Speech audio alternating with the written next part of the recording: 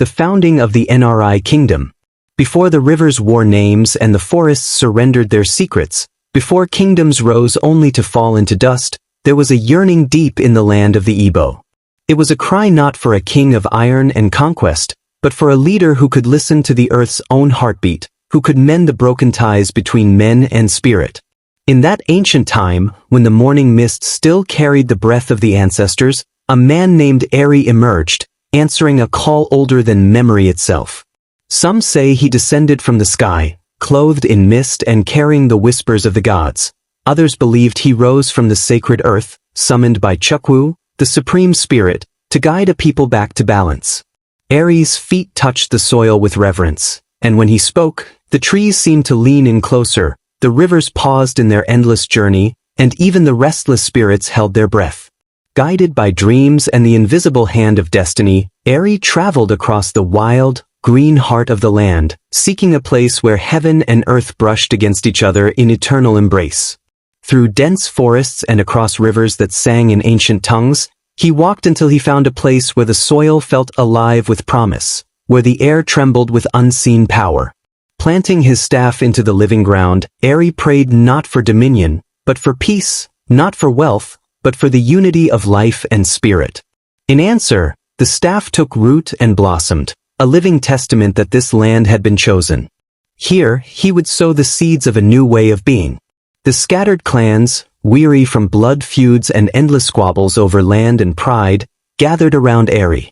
They saw in him not a warlord, but a vessel of something purer and older than memory. He taught them that true kingship was not built on the broken backs of others but in the weaving together of life, in the healing of wounds both visible and invisible. He spoke of the sacredness of the earth, of oaths that reached beyond the world of flesh into the endless river of ancestors. He showed that leadership was service to life itself, that the greatest power was in the ability to unite rather than divide.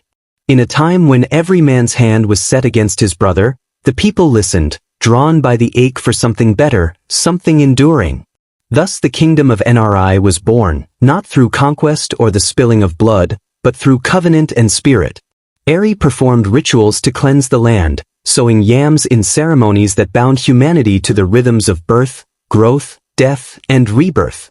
He built no fortresses, no towering monuments to ego, but a sacred society where the spirit walked hand in hand with the living. His people crowned him the first Nri, the sacred king, whose authority came not from the sword but from the breath of the gods themselves. As the generations passed, the sacred traditions deepened. Each Nri was not simply born but chosen, revealed by signs and omens, his spirit prepared through long seclusion and secret rites.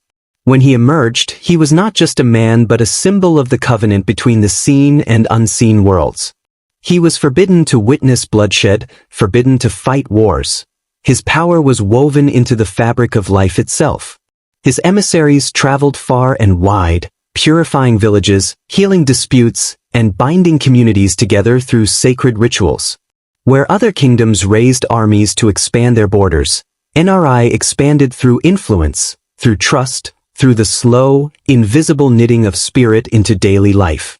The people of Nri taught that crimes such as murder and incest were not merely offenses against man, but tears in the spiritual fabric of the community, wounds that had to be cleansed, not merely punished. Life was a sacred gift, and every action resonated across worlds seen and unseen. In this way, Nri shaped a civilization where peace was the highest good, where reconciliation carried more weight than vengeance, and where leadership was judged not by the strength of one's arm but by the purity of one's heart. For centuries, the light of Nri spread across Igbo land like the gentle unfolding of a morning mist, reaching even into distant villages who voluntarily sought its blessings and guidance. Even warriors who boasted of their victories would bow before the emissaries of Nri, for to refuse them was to refuse the ancestors themselves. No iron could break the bonds of spirit that Nri wove. Its strength was not in castles or spears, but in memory, in belief, and in the unshakable understanding that some powers move deeper than violence could ever reach. Yet no kingdom, no matter how pure its heart, can remain untouched by the changes of the world. In time, foreigners came bearing iron and fire, speaking in tongues heavy with conquest. They saw no value in a king who bore no sword, no throne room adorned with prisoners' chains. They mocked the sacred rites, tore down shrines, uprooted sacred groves where the ancestors whispered through the trees. They sought to erase a kingdom of spirit with the might of guns and laws written in a foreign tongue. The visible power of Nri withered under the storm of colonization, but the covenant that had once been planted in the earth ran too deep to be uprooted. Though the Nri's political influence faded, the sacred traditions endured, passed down in whispered prayers and songs sung to restless children by grandmothers who remembered. The covenant lived on in secret ceremonies, in hidden rituals of planting and harvest, in the quiet refusal of a people to forget who they truly were.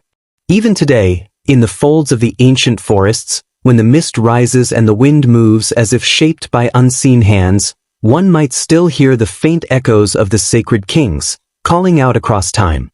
The founding of the Nri kingdom is more than the story of a ruler or a people. It is the story of a vision of leadership rooted not in force but in care, not in domination but in stewardship. It reminds us that true power lies in the ability to heal rather than harm, to build bridges rather than walls, to listen to the living heartbeat of the earth and answer with reverence and courage. In a world so often broken by greed and violence, the memory of Nri stands as a testament that another way was not only possible, but once lived. It whispers to those willing to hear that peace is not weakness, that reverence is not submission, and that the soul of a people, once awakened, endures beyond the fall of thrones and the death of empires. The founding of the Nri kingdom calls us even now to remember that leadership, at its most sacred, is a covenant with all of life, a song sung in harmony with the eternal drumbeat of the ancestors. It is a story stitched into the very soil of Igbo land, and it will never truly be forgotten, so long as the earth remembers and the spirit sings.